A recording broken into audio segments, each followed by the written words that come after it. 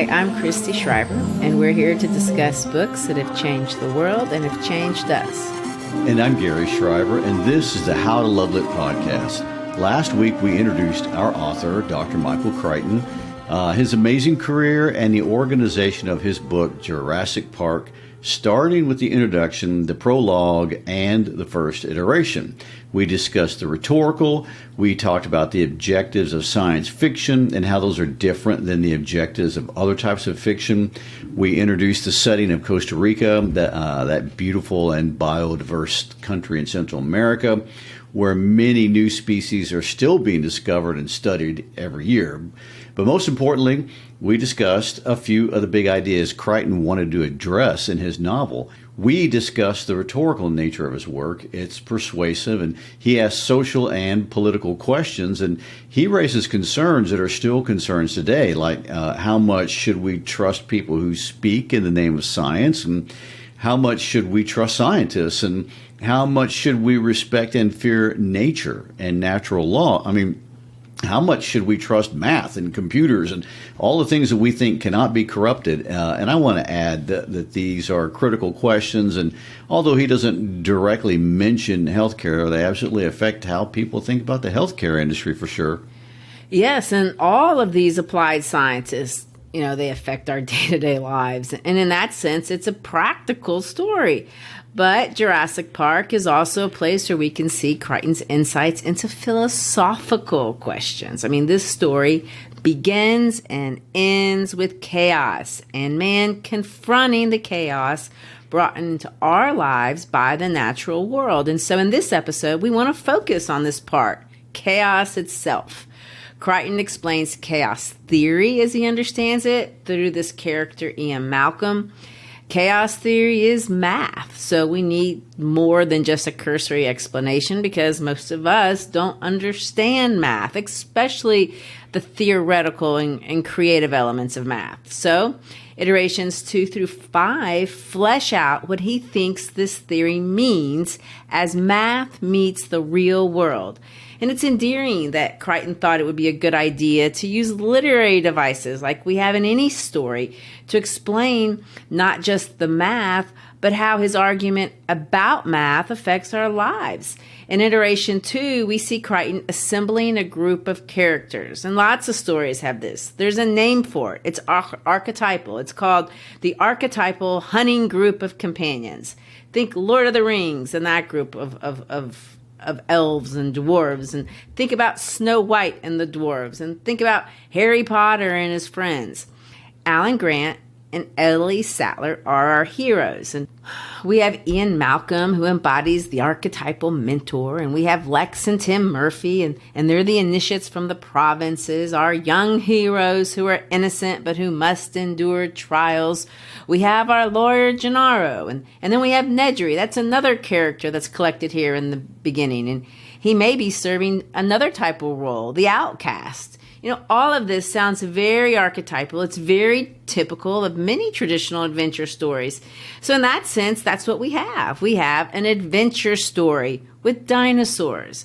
I mean, who since Fred Flintstone and Dino hasn't loved a good dinosaur story? Dinosaurs are fun, and this is a fun book. And because it's fun, it's a fun movie franchise. I mean, I didn't know that there were actually Jurassic Legos until one showed up in my feed as we were researching the book. But Crichton uses fun to communicate serious concerns, and he's raising serious questions. Some of the questions he answers, some he doesn't.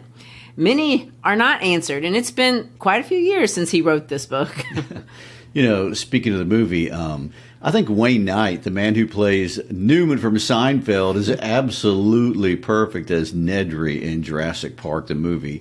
I mean, when I read this book and read the descriptions of Nedry, my mind goes straight to Newman from Seinfeld, and it makes me smile every time. And I almost expect Nedry to say, "Well, hello, Jerry," at any point in the book. Oh, I agree. Although I do think Newman is more evil than Nedry. Ooh. In the book, unlike the movie, We understand Nedry's perspective and even sympathize with him. I mean, it's clear Hammond is a very cruel man, and he's been an unjust employer, and Nedry's been taken advantage of. No wonder he's upset. In the book, unlike in the movie, we sympathize with that, and we can see that it's more than just money that motivates Nedry. He's been legitimately disrespected, and even if what he does is stupid and ultimately destructive, not just to the island, but to himself. I mean, he's also clearly a slub gob, to use C.S. Lewis's word. But Nedry does have a reason to be resentful.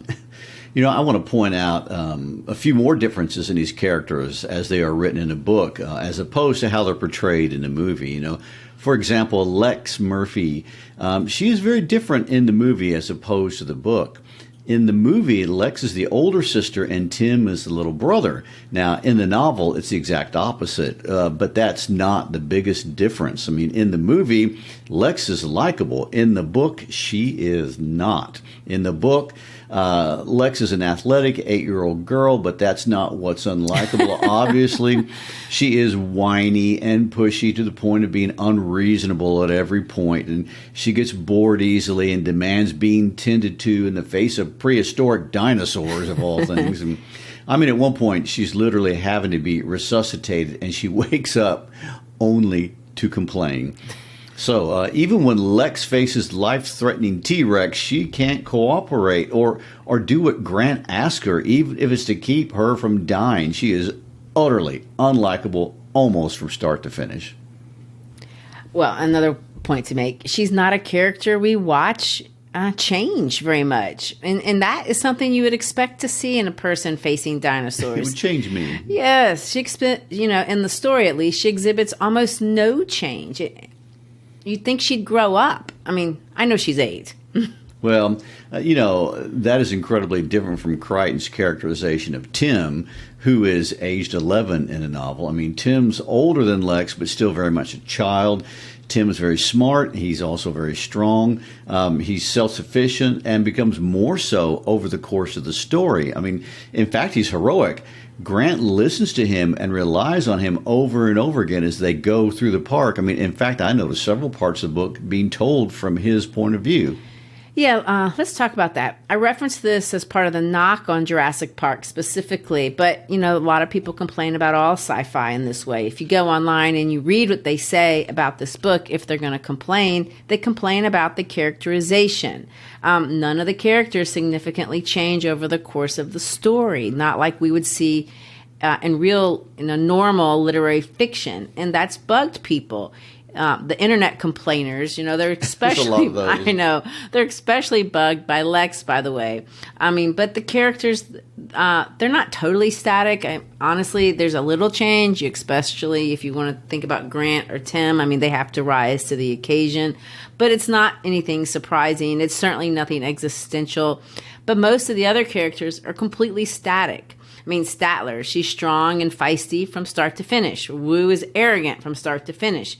Malcolm's right from start to finish. All the characters keep the worldview at the end that they have in the beginning. Malcolm gives these speeches about the nature of science, the nature of life. He tries to provoke a change of mindset, but he's looked at as a crazy person. Hammond literally admits he has no idea what Malcolm is talking about. No one is evolving. Is that an evolutionary pun? Or just ironic that a book about evolutionary science has non-evolving humans? I mean, no one is having personal epiphanies here. Exactly. I mean, and of course, Lex, is only 8. So her obsession about being hungry and her ability to downplay immediate danger makes sense. She's supposed to be short-sighted. She's a child. We can go easy on her. But what about the adults? Crichton is making a point about human beings evolving by showing their non-evolution. The characters don't change, and that is Crichton's point. We're all a lot like little whiny Lex in many ways. We don't evolve in the face of grave danger, and we're entirely consumed with the pettiest of issues. In Jurassic Park, we watch Lex and the other characters relate to their environment, in this case, the dinosaurs. We judge them because from the outside, their mistakes are obvious and we can see an appropriate course of action. Hopefully, if we're more evolved than the characters, hopefully we can see the metaphor that he's building between our world and our relationship with nature. So you're saying the dinosaurs are the story and they're the theme. Yes, the dinosaurs are the story and the dinosaurs are the theme. How did we create the dinosaurs? What do we do with them? Do we have power to do anything with them? How should our perspective be towards the dinosaurs? What should be our point of view? And speaking of point of view, let's talk about that because this book is written from a third-person omniscient point of view, meaning the story is not told from any one person's point of view. And there's a lot of different points of view in the story. Dr. Grant is a fair-minded scientist, but he's not telling the story. Hammond is a businessman, but he's not telling the story. The children aren't telling the story. An all-knowing narrator from the outside is telling the story. The narrator knows what's happening at all times in all places, and he sees inside everyone's head. However, Crichton has taken a tip from none other than our darling Jane Austen. Austen is credited for popularizing, perhaps even perfecting, a narrative style called free direct discourse. And Crichton uses her style to give us insight on the different perspectives that he presents to the different characters. And I know that sounds technical, but it's not. Free direct discourse is when you blend the narrator's voice with the character's voice. It helps us understand a character's inner life without, long, awkward monologues or long dialogues. Dr. Grant is a virtuous scientist, and many times we are allowed to see the world through his eyes. We see the world through the eyes of a paleontologist. We're introduced to him as he works patiently with a tiny dental pick, carefully exposing a dinosaur jaw in the dirt. We understand quickly that he's a man of great focus and he has integrity, not because the narrator describes him that way, but because the narrator shows us the world from inside his head. However, Crichton doesn't just show us the world through the eyes of Dr. Grant. From chapter to chapter, he shifts perspectives. Everything is written from this third-person perspective, but he cleverly weaves in and outside of different people's psyches. Right after meeting Dr. Grant in one chapter, we meet Dr. Sadler, and we're privy to her thoughts. And then Gennaro, as he tells his family that he's going to miss a birthday party, his daughter's birthday. We see that. And then Gennaro recollects his history with Hammond, the creator of Jurassic Park. And the internal monologue we're privy to shows us that Hammond and Gennaro, unlike Grant and Sadler, are not highly ethical people. And in the name of science, they have raised millions of dollars. But in doing so, they have told quite a few lies over a long period of years. And Gennaro has zero guilt about this. I mean, it's just business, and besides, it's not harmful. At least that's Gennaro's vantage point at this point. Corporate espionage is just part of the scientific game. Withholding negative findings, well, that's normal. So here we go. Science is business, and the first thing to go is scientific objective scrutiny. So I have a question for you. Yeah? Of all the millions of people who have sat in the theater and saw that movie and read that book, what percentage do you think said, oh, I see Jane Austen's influence in this book? Probably not many. No one thinks Jane Austen when they watch Jurassic Park. It's not an association you normally make. Dinosaurs, Jane Austen. Anyway, there's another big difference between the movie and the book. In the movie, Hammond is a kind, gentle, grandfatherly type man. He adores his grandchildren. He may be misguided, but he has a kind heart. Now, the Hammond in the novel is different. He's still a visionary, but he's intentionally deceptive and callous. And as the story develops, it gets worse. He's flat out self-serving and greedy and power-hungry and exploitative and callous to human life itself. And a lot of the excesses in corporate-driven science are explored and hopefully hyperbolized through his character. Although I think Crichton is pointing out that these types of excesses are occurring not just in the biotech world, but in the scientific community as a whole. And let's just be honest. We don't have to pick on the science community. People in general share these characteristics. Power is power, and unchecked power does what unchecked power does wherever it exists. It exploits. And, here's one example from the chapter titled Hammond, which is actually from Gennaro's point of view. At one point, Hammond is talking to Gennaro about the park, and then Hammond says this: "And we can never forget the ultimate object of the project in Costa Rica is to make money. Lots and lots of money. And the secret to making money in a park is to limit your personnel costs. The food handlers, the ticket takers, cleanup crews, repair teams, to make a park that runs with minimal staff. That was why we invested in all the computer technology. We automated wherever we could." To which Gennaro correctly responds, "I heard there were accidents during construction and some workmen died." And Hammond just brushes those deaths off. And he says, yes, there were several accidents and a total of 3 deaths. 2 workers died building the cliff road. 1 other died a result of an earth mover accident in January. But we haven't had any accidents for months now. And of course, there was dramatic irony in those remarks. I mean, the reader knows that's untrue. And we know for a fact that one of those accidental deaths was from a raptor. And that's how the story opens. And we now know for a fact that Hammond is a liar. And what's more disturbing, perhaps, he doesn't seem a bit remorseful about the loss of life. And, maybe he's evil, maybe he's crazy. But what Crichton is clearly saying in this depiction of science is that stakeholders in any scientific enterprise have an incentive and therefore a strong temptation to really shun some societal responsibilities. Yeah, and Crichton is using a corporation here as the bad guy. InGen is Hammond's company. It's privatizing science for profit, which isn't, in itself evil.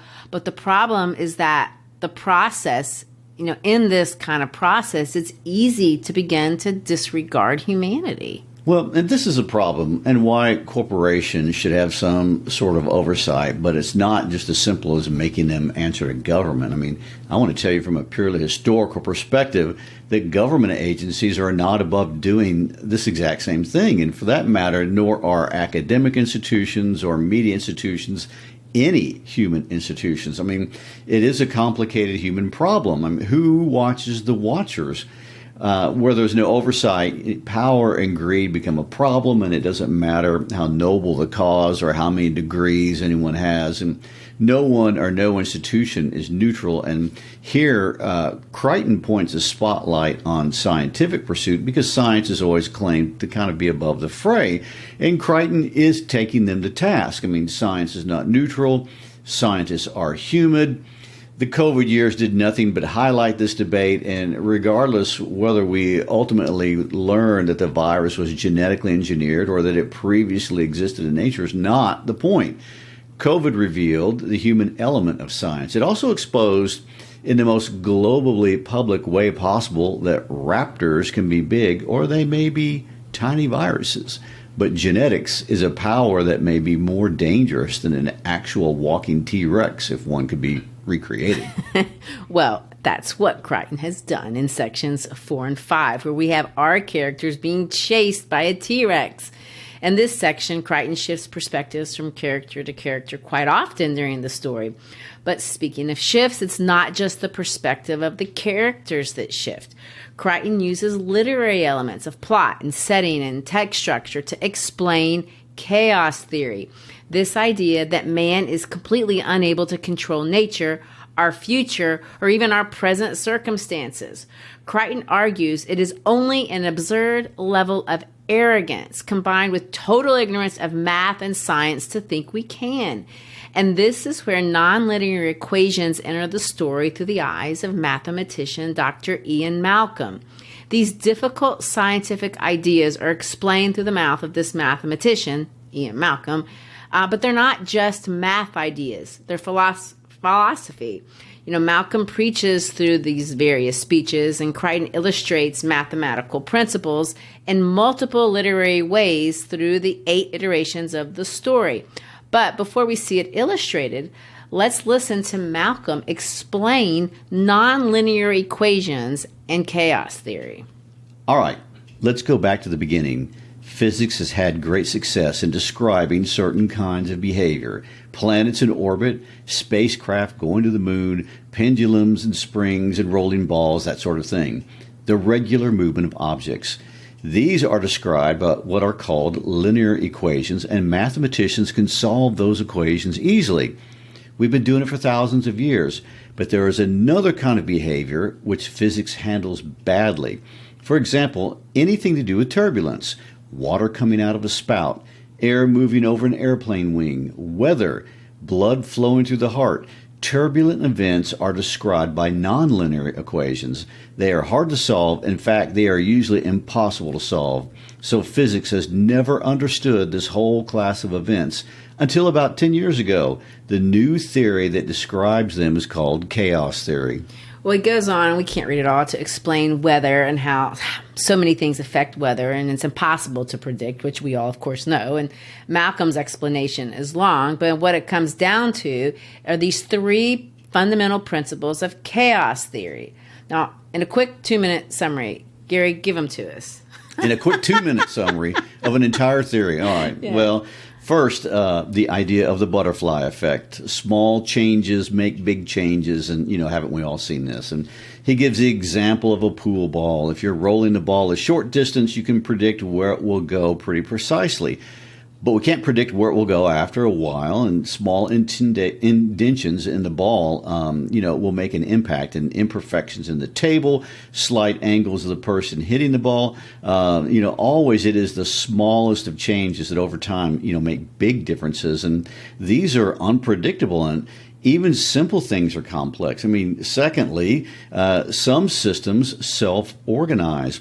These things develop into patterns without us arbitrarily making those patterns. And finally, order exists in this universe, and you just can't always see it. And the name of the theory, if anyone's interested, is dissipative structures and bifurcation theory. I dare you to say that 3 times. No, not right? going to try. So dissipative structures seem to have a mind of their own. They appear chaotic, except they are not.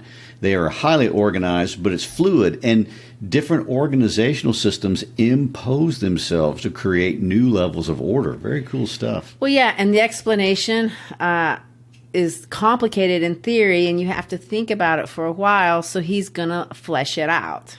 Well, it is, but this book really helps us understand it. It's exactly what Jurassic Park is about. Because Hammond and Wu, the scientists, really think they understand life, they think they have created a closed system. They know the rules of how to create life. On their island, they have created the rules, and things will function according to the structures that they have carefully created. Genetic structures, technological structures, computer structures, biological structures. And they are thinking in linear ways. And, if I put this on one side of the equation, I know what will come out on the other side of the equation because I know the rules and I know what I put in the equation. And they do know some of the rules. They just don't know all the rules. And what happens to be chaos in the story is really just a reordering of the system according to a higher order. And it's a lot like parenting. Another chaotic theory expression. Yes, a lot right? of chaos theory in there. All right. Crichton tries to illustrate this, which you're talking about, through the way that he's written the plot and the settings. Now, I don't know if you noticed, but look how many settings there are. There's Montana and San Jose and the Biological Reserve. Then there's Isla Nublar. You've got the airport. You have Washington, D.C. But on the island themselves, look at all the different places. There's a river, a storage house, a raft, a waterfall, a hotel lobby, a hotel bedroom, a lab. I'm just getting started. It's hard to keep up with all of these settings, and it's certainly impossible to create an equation that could actually take in all the factors into account and all the variables from the different settings. It's infinite. There is an element of unpredictability being introduced with every new location. The rules of each location are different. Now notice that he does the same thing with the plot as well. There are unfortunate coincidences like the weather, and there are bugs in the computers, and there's moments of human greed and things that people forget or maybe they didn't know, equipment that didn't get ordered, decisions that were made. There's ego, there's biases, there's age, age. There's basic human needs like Lex getting hungry. There's emotional needs like characters feeling meaningless and having jobs they consider unimportant. I mean, there's obvious and there's unobvious personality traits. Some of these are small, but they affect choice. Like the person who gets out of a Land Cruiser. You know, in the end, all of these infinite variables play a part in how things work out. In other words, thousands, maybe millions of tiny details contribute to the reason why things fall apart in the park. All the little foibles, some are good, some are bad, lots are neutral. I mean, the park doesn't fall apart simply because Hammond is a mad scientist or because he's arrogant. I mean, those are true and they may play a part, but they don't play the only part. There are many contributing factors into why things happen. There is no such thing as a linear equation in the real world. There is no such thing as a closed system. The park doesn't fall apart because of one character, one dinosaur, or one technology, or one mistake. In fact, falling apart isn't the right term. It's a reorganization to a higher order, to a more natural order. In fact, things really are not even chaotic. They just look that way. And so what we see through the plot of Jurassic Park is the setting, as this is an attempt to design what something that is non-linear. This whole thing is an expression of chaos theory. And of course, I mean, if we look at the unfolding fractal iterations of the dragon curves, this chapter heading ornaments, I mean, these reflect the chaotic way Crichton unfolds the story in iteration 2 and 3. Right. And if we listen to Malcolm, this is what he explains. What Wu and Hammond call glitches, Malcolm calls reality. I mean, let's read his explanation. This is from the chapter called Breeding Sites in the third iteration. Fractals are a kind of geometry associated with a man named Mandelbrot. Unlike ordinary Euclidean geometry that everybody learns in school, squares and cubes and spheres, fractal geometry appears to describe real objects in the natural world. Mountains and clouds are fractal shapes, so fractals are probably related to reality. Somehow, well, Mandelbrot found a remarkable thing with his geometric tools. He found that things looked almost identical at different scales. For example, a big mount seen from far away has a certain rugged mountain shape. If you get closer and examine a small peak of the mountain, it will have the same mountain shape. In fact, you can go all the way down the scale to a tiny speck of rock seen under a microscope, and it will have the same basic fractal shape as the big mountain. It's a way of looking at things. Mandelbrot found a sameness from the smallest to the largest, and the sameness of scale also occurs for events. He gives the example of cotton prices, but he concludes with saying this: your whole life has the same shape as a single day. It's the only way to look at things, at least the only way that is true to reality. The fractal idea of sameness carries within it an aspect of recursion, a kind of doubling back on itself, which means that events are unpredictable, that they can change suddenly and without warning. And this explanation of fractals is not fiction. I mean, he's embedding actual science and math into the story. The Mandelbrot set is an actual set of complex numbers. I mean, it's a mathematical fractal, and fractals are real things with real applications in math and science, art and technology and economics and stock market analysis and telecommunications and, you know, things like pollution dispersion and cognitive processes and brain waves and even community formation and social networks. They all have fractal structures. I mean, Malcolm is simplifying a very complicated idea. Right, and Crichton embeds this in so many ways in how he's written the plot. The events and the different details Crichton chooses to share from the different sections of the plot don't seem to have an observable pattern. The details about the characters don't seem to have a pattern. Crichton describes the characters not to flesh them out as characters per se, but to flesh out this overarching mathematical concept of chaos theory. I mean, why does it matter that Grant doesn't like computers but Tim does, or that Lex is athletic and Nedry is disgruntled? Why does it matter that Tim and Lex's parents are getting a divorce, or that Dr. Wu has only worked in a university lab before coming to Jurassic Park? Does it matter that Lex is annoying? I mean, Crichton does not make Lex hungry just to portray her as an annoying little sister to make her relatable. If you think that, you're missing the thematic point entirely. All of these little annoying, haphazard, unrelated things change the world we live in. And pay attention, because inside them are patterns.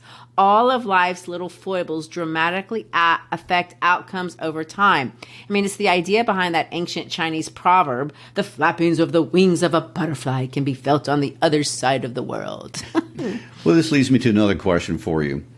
Those people who criticize his character development, how much do you think they caught of the whole chaos theory? It's chaotic. Ah, there you go. Well, if iteration 2 is a group of companions coming together, iteration 3 is about the beginning of their archetypal journey through the park together. And at first, things are pretty cool. Everything's under control. And just like when you hit a pool ball, at first it goes where you want it to go. And we visit the lab. Everything's under control. In fact, control is a motif, and the word control is everywhere. As chapter titles, it's used 11 times. It's used 179 times, really per my count overall. Well, control is an important idea in Jurassic Park. I mean, we think we have it. Hammond believes until the very end that everything is under control. Wu believes he has full control of his labs. The whole point of labs is to isolate variables and to maintain control. But every person who's ever tried to cook anything will tell you, sometimes you can follow the recipe completely correctly, but in the active kitchen, there is a variable you just didn't control, and your cake falls. Not that that's ever happened. But as Malcolm will tell you, living organisms, they're different, and you can never have control. Right. And if you miss it in the plot or in the irony of the word control, Malcolm lectures on this. And by the end of iteration 5, which there's absolutely no denying, they have lost whatever control they thought they had. Control. Speaking of labs, it's in the lab of Jurassic Park that we learn about Amber. Amber is the beginning of the story. I remember Amber when I first saw the movie. We can't go without talking about amber. Gary, what's amber? Well, amber is fossilized tree resin. It's often confused with sap, but it's not the same thing. Sap carries nutrients and food to a plant, and resin is a defense mechanism. And some tree resins have antimicrobial or antifungal properties, like frankincense, like we read about in the Christmas story. That comes from tree resin. There's another party fact for you right there. And, after years, though, amber crystallizes and it's no longer sticky. It hardens, and it's not a mineral because it's organic, but it looks like a gemstone. And it's really beautiful, and it can be expensive, although not always. I mean, you can buy 5 pieces on Amazon for $12.83, I guess. But I've also seen one rare piece priced over $55,000 on eBay. Who's shopping for amber on eBay? Well, somebody. One of the things I wondered when I first saw the movie was this story about the amber. I mean, is this believable? Is this a believable backstory? Is it plausible? I mean, how much is Crichton making up? Is it possible to find dino DNA in insects that are trapped in amber? That's the question. Short answer is no, that is not possible. But Crichton did not just dream up this idea either. I mean, there was an eccentric scientist who may or may not even had a degree in science named Charles Pellegrino. And 1985, Pellegrino published an article on how to resurrect a dinosaur. And he believed whole organisms like insects that were trapped in sticky tree resin, then later encased and preserved in a hardened amber capsule, that they were the ultimate means to rediscover and recreate past life. And he imagined the exact scenario that Crichton explains in Jurassic Park, that someday someone would discover the remains of insects pristinely preserved in amber from 65 million years ago who would have eaten dinosaurs, and inside their stomachs would be pieces of dinosaur DNA. And, let me quote this article. Ancient bacteria on and in flies may still be capable of reproducing themselves. He thought that in the stomachs of these bugs there could be undigested bits of their last meal, and that meal might include a bit of dinosaur. Pellegrino also proposed that once you were able to extract a partial piece of dinosaur DNA, you could use genetic material from living organisms to fill in the gaps. And he suggested inserting this genetic information into a cell nucleus. I think I can follow the thinking, but it still seems wild and maybe impossible.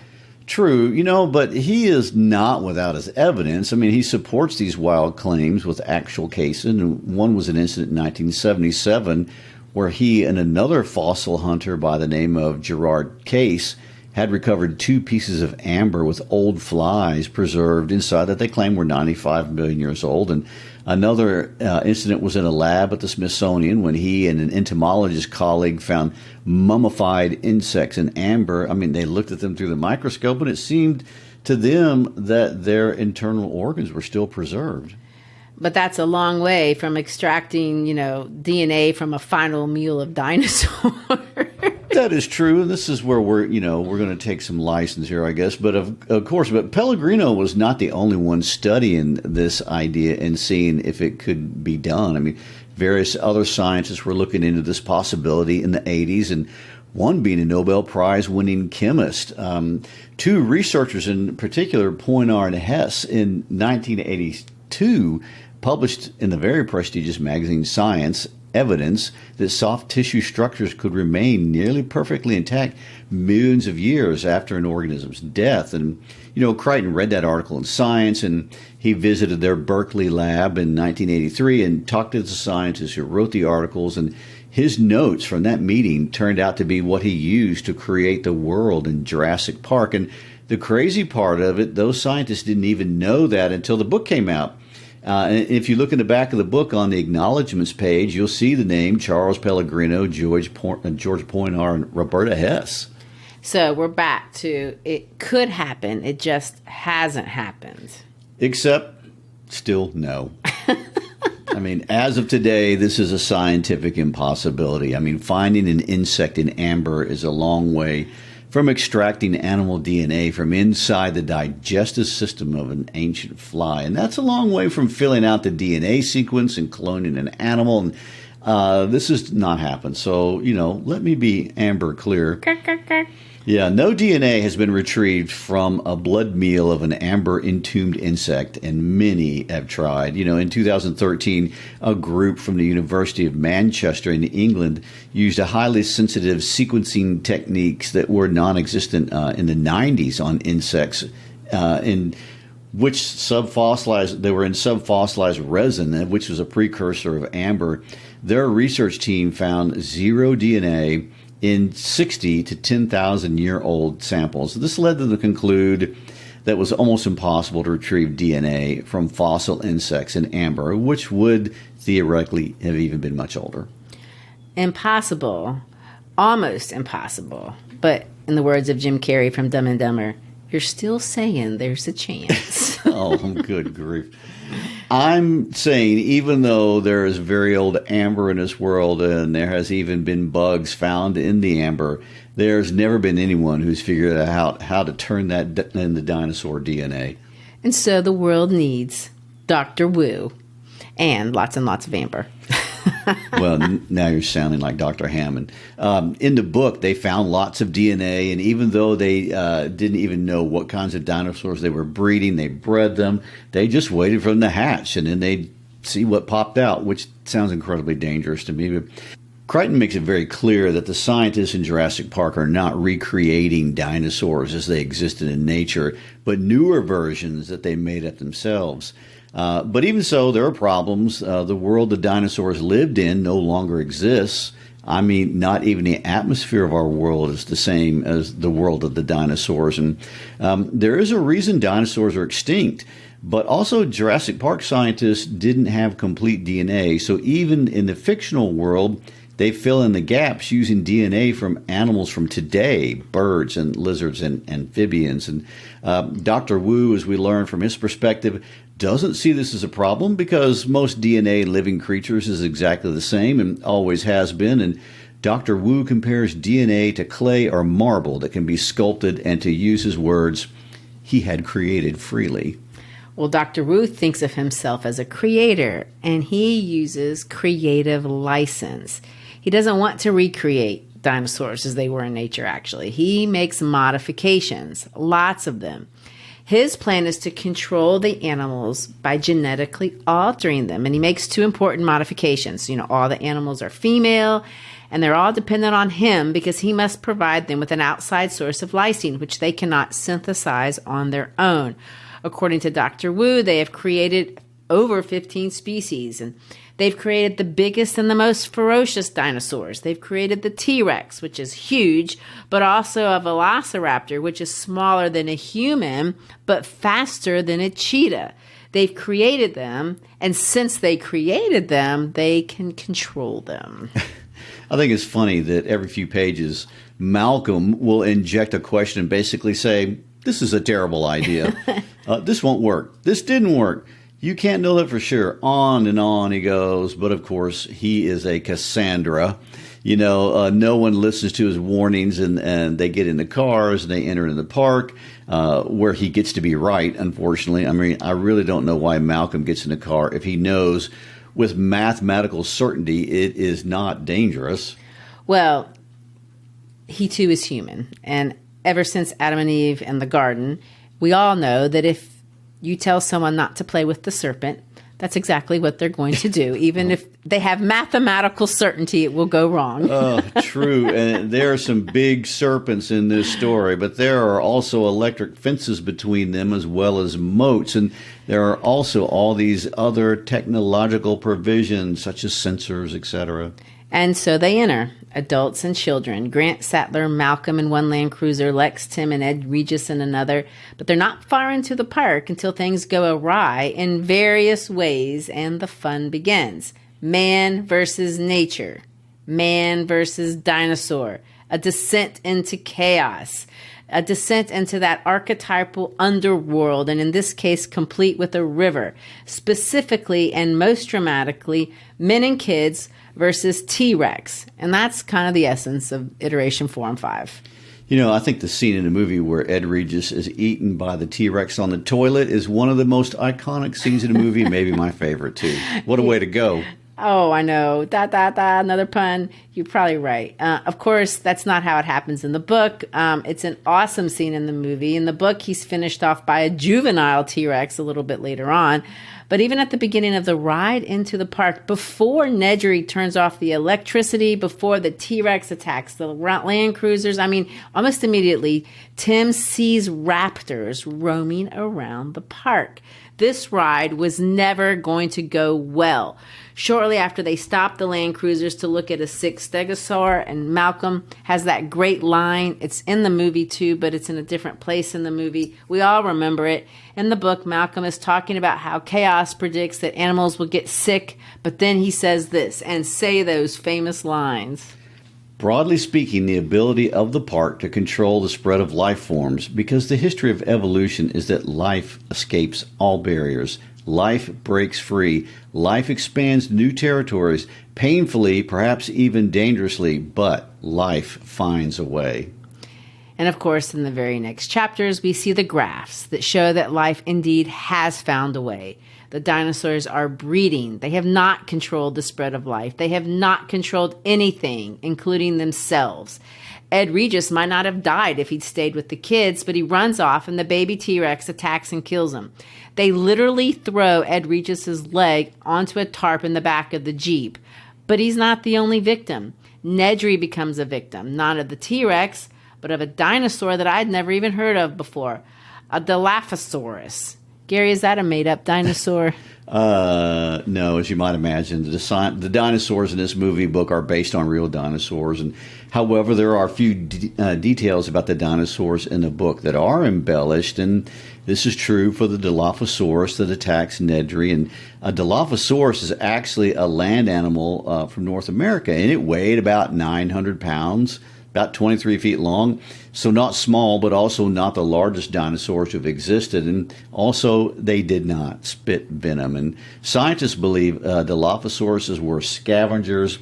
They lived in packs, and there's no evidence that they had neck frills that popped out like they do in the movie. It was very dramatic and cool, but that was just for the cameras. Well, iterations 4 and 5 are adventures in the park. They involve dangerous dinosaurs, rivers, rafts, waterfalls, an aviary, and of course, by the end, raptors. Malcolm is given many more great lines near the end of the 5th iteration, and we'll have to revisit a few of these next episode, but especially the one pertaining to the essence of life. But after all the systems have been exposed as being extremely dangerous, Crichton, through Malcolm, revisits this idea of life being uncontrollable.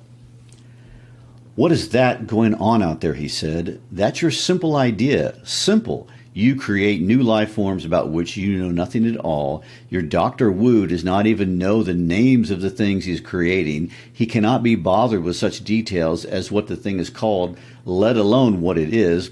You create many of them in a very short time. You never learn anything about them, yet you expect them to do your bidding because you made them and you therefore think you own them. You forget that they are alive. They have an intelligence of their own, and they may not do your bidding, and you forget how little you know about them, how incompetent you are to do the things that you do so frivolously call simple. Dear God. He sank back, coughing. You know what's wrong with scientific power, Malcolm said. It's a form of inherited wealth. And you know what assholes congenitally rich people are. It never fails. Hammond says, what is he talking about? Harding made a sign indicating delirium. Malcolm cocked his head. I will tell you what I'm talking about, he said. Most kinds of power require a substantial sacrifice by whoever wants the power.